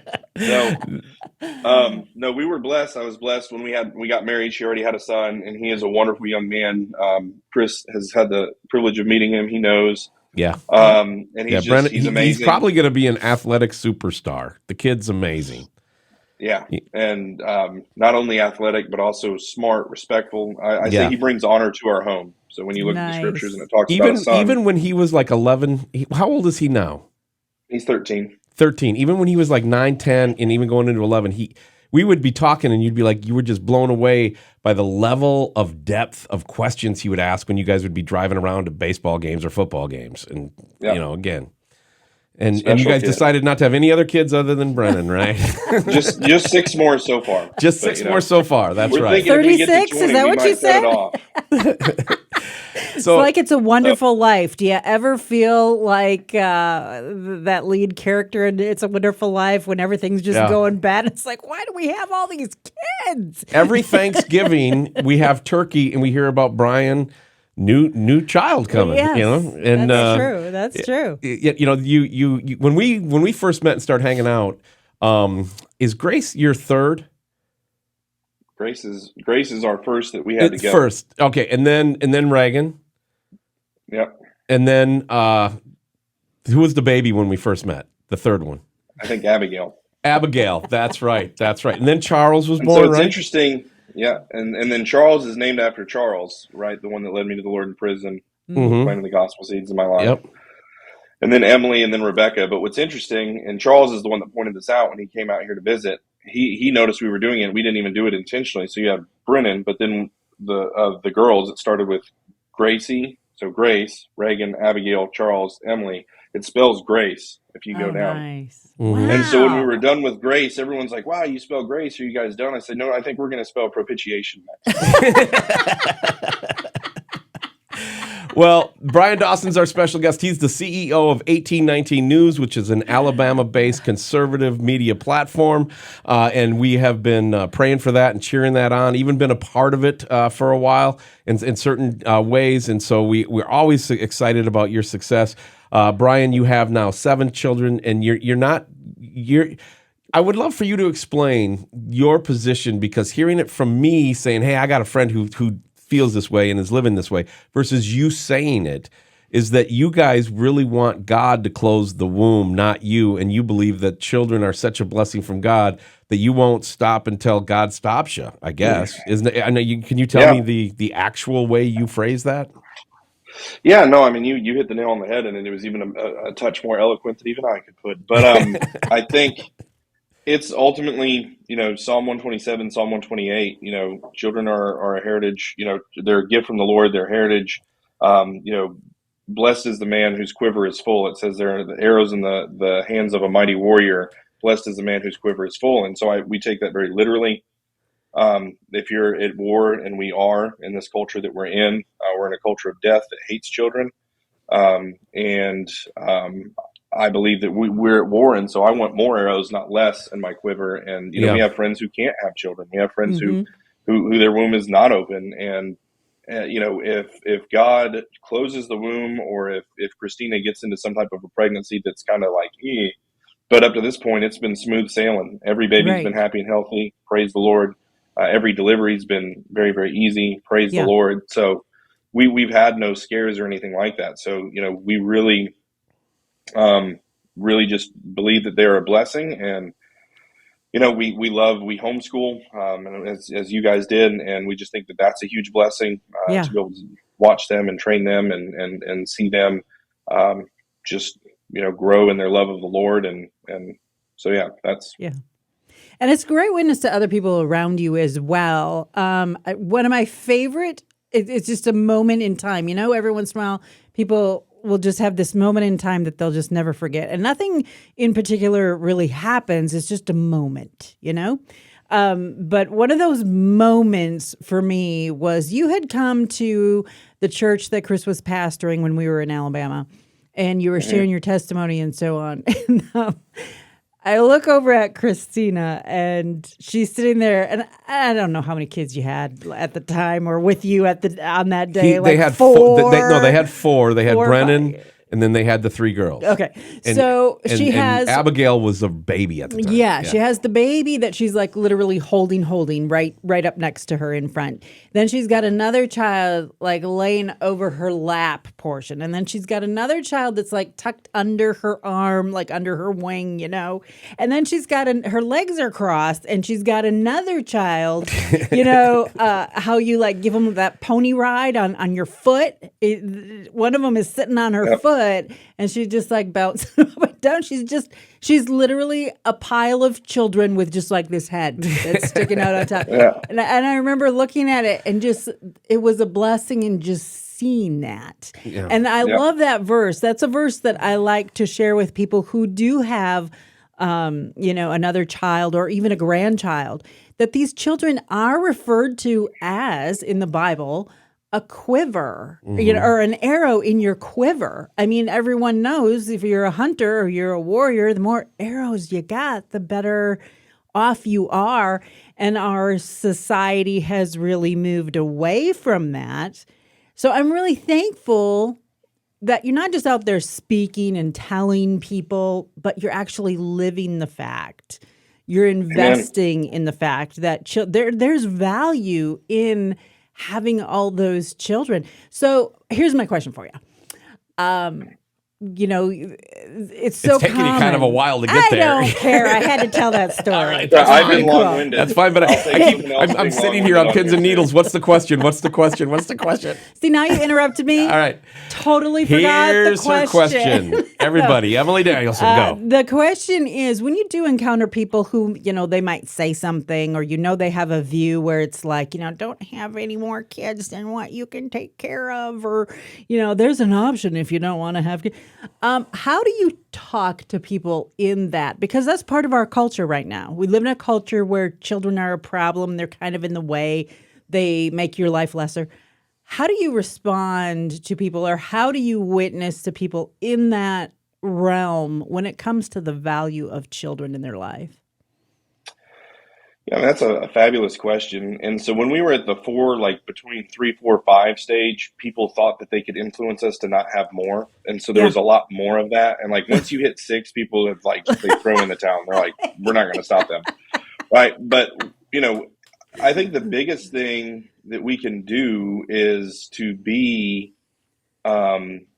faithful and to show, because again, it's those things that God says He makes those things plain to see. Like in Romans 1, He says, God created things a certain way, and then when you witness something that God created, whether it's the redwoods in California or the mountains and the Rockies or whatever, and you can just see His revealed creation and know that He exists. I believe the Christian family, with a father who loves the Lord and submits himself to Christ as King, and He's ruling over His household with steadfast love and faithful, as Jesus rules over all. He rules over His household with a beautiful wife who leans into her godly feminine role and loves what God has made her as a mother who takes care of the children and manages the household and the affairs of the household, like the Proverbs 31 wife. And you put this picture on display for everyone. They can say whatever they want, but they know in their heart that's a glory.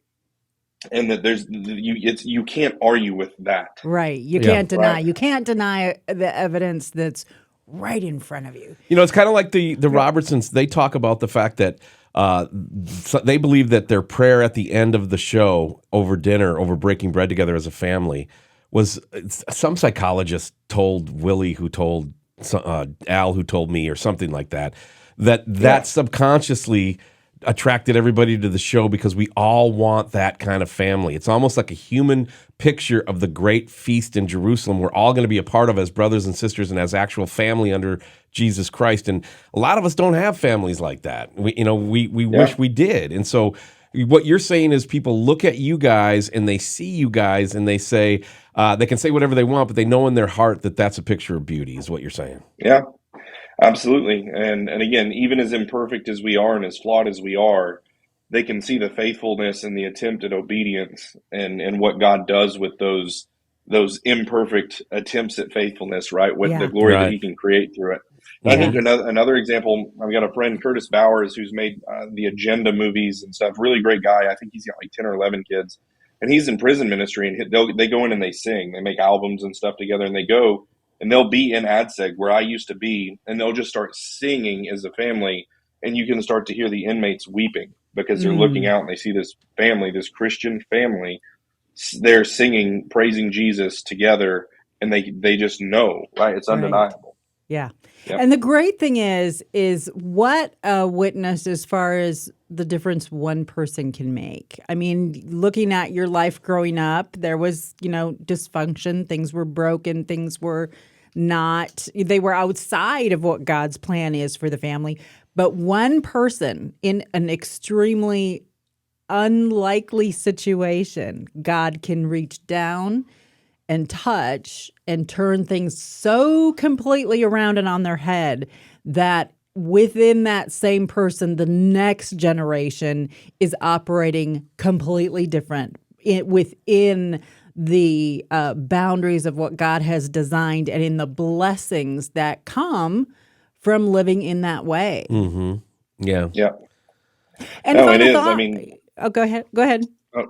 yeah, had Charles not, been there to minister to me, had, all the different parts and pieces, but Charles obviously played a huge primary role in me coming to Christ. Mm-hmm. I actually had someone, one of the times I was telling my story, and he stopped me. He goes, "Who did you have praying for you?" Knowing that, these people who weren't necessarily in the picture that are over on the side praying. And the one person I had in my family that was like fervently praying, and they say, the prayer of a righteous man or woman availeth much, right? Mm-hmm. And so my grandma, Mamu, Betty Dawson, was the one who was praying for me fervently for, a decade. And interestingly enough, Chris is the one who delivered this message to me because he was going to see Phil Robertson and go eat at their house. I said, "Tell him you know Betty Dawson's grandson." Yeah. And, Phil was like, "Betty Dawson." And he said, "That's the most godly woman I've ever known." Mm-hmm. And so I'm the one he told that Phil to. Robertson, yeah. I can testify. That's what Phil said. Yeah. The most godly woman Phil Robertson's ever known is who was praying for me for 10 years. That's awesome. My awesome. grandma. And that is encouragement for everybody listening, because I can't tell you how many people I know that have family members that don't believe, who have maybe believed at one time and walked away, and how discouraging that is and how hard that is for people who do know the Lord and they want their loved ones to know the love of God.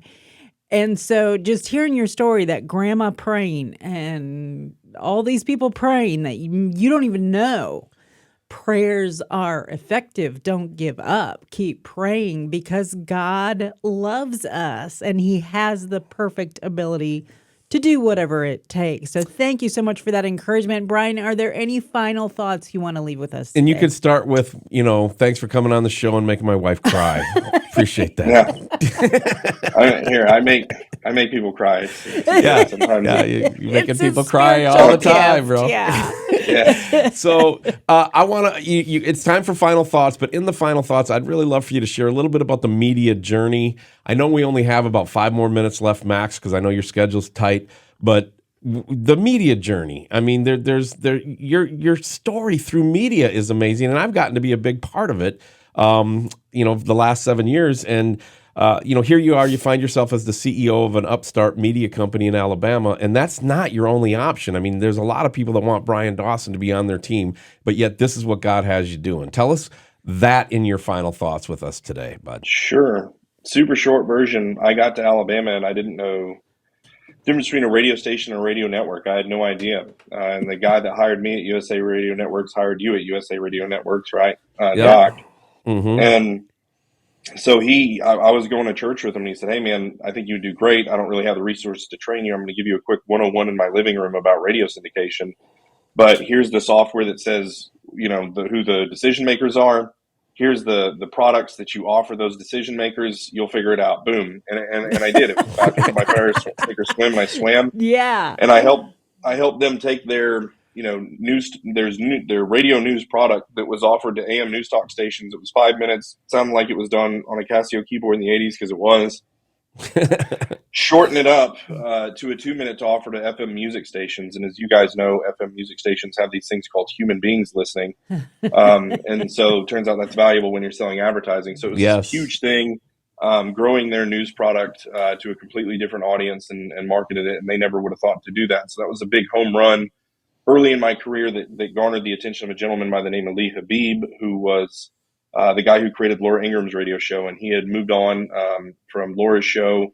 He went on to become the vice president of Salem, where he oversaw Dennis Prager, Bill Bennett, Hugh Hewitt, Michael Medved, Eric Metaxas, Larry Elder, all those guys. And he's still there to this day. But he started another project called American Private Radio and produced a show called Our American Stories. And he said, "I want you to do for Our American Stories what you did to the radio show." So I came in and I said, "Okay, I'm going to do that. But, Lee, I don't want to grow radio shows for the rest of my life. I want to get in the business." And so I said, "You're going to teach me everything you know about the industry if I grow your show." And so he just laughed and shook my hand and said, "Okay, you grow my show, I teach you everything I know. And so for the next 4.5 years, I sat at his feet learning everything I could about the media business. I grew his show. It was on 80 stations when I got there. I took it to 330 stations and did a deal with Premiere and iHeart, which is as big as it gets in the radio world, is that. And when that was done, I actually left there and went and worked for a group in the interim, helping Trump get reelected. That was the goal. And did this massive media-driven get out the vote effort with Ben Shapiro, Dan Bongino, Sean Hannity, all these other guys, raised $6 million, did this massive get out the vote effort. Isn't there another And name what's you funny want to is- mention in there? Because, I mean, I Bernie remember Marcus. somebody besides him. Oh, there was it the Chris fella? Yeah. I remember riding around Birmingham with you, meeting with millionaires, talking to people. Yeah. Oh, what about me? Yeah. Thanks for Chris was the USA. Chris was there with Lee, and then Chris was there with the No. fundraising When you mentioned Bernie Marcus, Ben Shapiro, I mean, the Chris Danielson should be the logical next name. Like, yeah. Actually, I think right in between the two. Oh yeah, Bernie, that Chris, might work then too. Ben Shapiro. No, Yeah. I'm joking, but I was there. Yeah, it was amazing to watch this transition, because part of that led to the meetings with the principals who wanted to launch 1819. Correct? Well, yeah, and that's it. And so I help with this get out the vote strategy. My pastor started preaching on the importance of localism. Fathers, fix your families. Families being church. Churches make up community. Community, city. City, county. County, state. This is the winning strategy. So I went home and prayed with my wife and said, how can I use my gifts, talents, abilities, resources, and relationships to make a difference for my people in place in Alabama? A week later, Caleb Crosby of the Alabama Policy Institute calls me. I hadn't talked to him in like a year, and says, hey, he had some questions about some media efforts. And then on the call said, what we need more than this radio show that we're working on is a statewide, state-focused news and multimedia company for the state of Alabama. Mm-hmm. I'm like, I'll do it.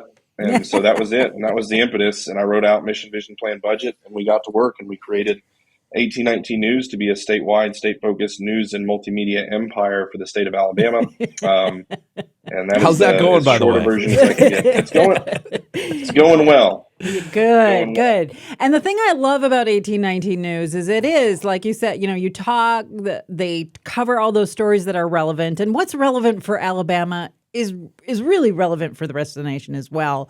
But it also doesn't shy away from that spiritual aspect, and they will cover stories that involve Christianity and what God is doing, and they are not afraid to, when they're interviewing someone, to, whatever that quote is about Jesus, we're going to put that full quote in there. And I love that you don't shy away from that. That's part of life, and because it's part of life, it's part of your news. I love that. Yeah, absolutely. Yeah, no, and I mean, we're super proud, and God's hand has been on this thing from the get-go, and if it wasn't, we would have crashed and burned by now, so praying for that to keep going. Somehow he does. He just sustains us all in his own way, and he makes it all happen. Bryan, thank you so much for spending time with us. Is there anything else you want to share with our listeners before you go? Christ is King, Jesus is Lord. That's it. That's awesome. That's Love a political statement also. So do with that what you will. Do with that with what you will. Yeah, no doubt about it. I love it. Bryan Dawson, thank you so much for being with us. We're going to have you back, hopefully as a regular guest, quarterly at a minimum, as long as we can fit into that busy schedule of yours. But we'll keep praying for you. You keep digging, bro. Appreciate it. All right. Sounds good. All right. Thanks, guys. No Apology with Emilee and Chris is a Fresh Road Media production. We are listener supported, and we're so thankful for family and friends and listeners who have contributed so far, and we could really use your help. Go to freshroadmedia.com and give a prayerful gift for any amount. We really appreciate it. Emilee and Chris will be back next week. We'll see you again soon.